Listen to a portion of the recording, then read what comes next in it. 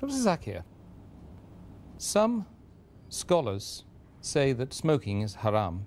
I'd like to know what's your opinion. And does smoking invalidate the fast?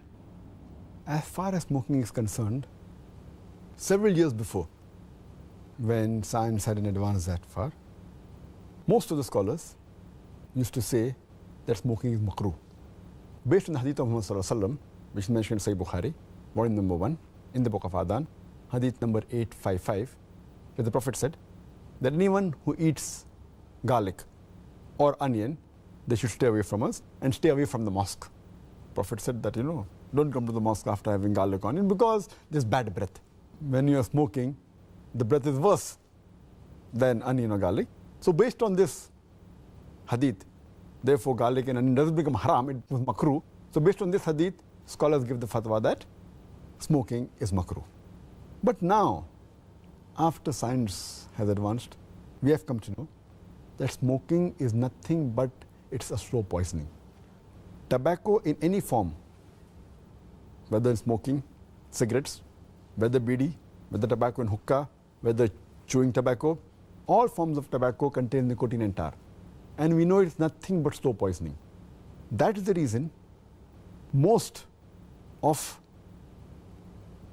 the non-Muslims also, they agree that smoking is haram. Not only the Muslim world, even the non-Muslim. That is the reason they put a statutory warning on the cigarette packs. They put a statutory warning saying cigarette smoking is injurious to health. Or in some countries, it mentioned general surgeon's warning or surgeon general's warning.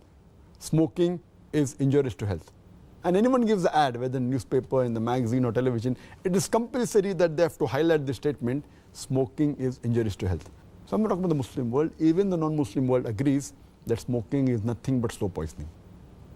And today, according to statistics, the World Health Organization says that every year more than 4 million people die only because of smoking. And if you count the other forms of tobacco, it will be much more. And today medical science tells us, and even I had learned when I was doing my medicine in the medical college, that more than 90% of the lung cancer deaths are only due to smoking, whether cigarette or bidi or whatever it is. 25% of the cardiovascular deaths are only because of smoking. 70 to 75% of bronchitis and related deaths are only because of smoking. Smoking is nothing but slow poisoning. It blackens your lips, blackens your gums, your fingertips, it damages your lips, it damages your esophagus, it damages your stomach, and it can cause constipation, it can cause loss of appetite, it can cause loss of libido, your sexual power gets suppressed, it can cause immunity to the drugs you take, and it reduces the defense of your body. And you can only give a talk on why smoking is haram, and I've given a talk on dietary laws in Islam, and I've covered this topic in detail. Time doesn't permit me here. But based on all these various research, there are today more than 400 fatwas. The majority of the scholars, they agree that smoking is haram, and all form of tobacco is haram.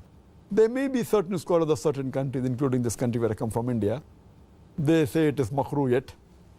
But most of the scholars, otherwise, throughout the world, majority of them, they agree that smoking is haram. Allah says in the Quran, in Surah Araf, chapter number 7, verse number 157, that you follow the prophet, the unlettered prophet who's mentioned in your law and scriptures. And further it says that this prophet asks you to do things which are good for you, tayyib for you. So take what he gives it to you, what is lawful and good. And he prohibits things which are khabith, things which are unlawful, things which are bad for you. So what a prophet gives, what he gives you which is good, take, and he prohibits you things which are khabith, unlawful, you have to abstain from it. This is the law. And Allah says in the Quran, in Surah Baqarah, chapter number 2, verse number 195, make not your own hands the cause of your own destruction, indicating that do not kill your own self.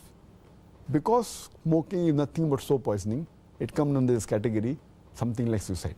Slow poisoning, every puff you take, you reduce your life. So based on this, there are more than 400 fatwas saying that smoking is haram. And furthermore, this is one of the major reasons why it's haram, Furthermore, Allah says in the Quran, in Surah Araf, chapter number 7, verse number 31, eat and drink, but do not be extravagant. Allah says in Surah Isra, chapter number 17, verse number 27, that do not be extravagant, do not be a spendthrift. For verily, a person who is a spendthrift is a brother of the Satan, is a brother of the devil. And we know that when we smoke, it's nothing but extravagance. It's nothing but taking a pound note or a few pounds, or taking a dollar note, the green dollar bill, or a pound, and lighting up with fire. When we smoke, when we light the cigarette, it's nothing but burning money, whether it be rupees, whether it be dollars, whether it be pounds, whether it be riyals. It's nothing but extravagance, which is haram in Islam. And you can give a list of reasons why it's haram. But just to cut it short, one more reason, that you cannot harm your own neighbor. You cannot harm your own brother. And in smoking, when you exhale out the smoke, it causes more damage to your neighbor. Passive smoking is more dangerous than active smoking.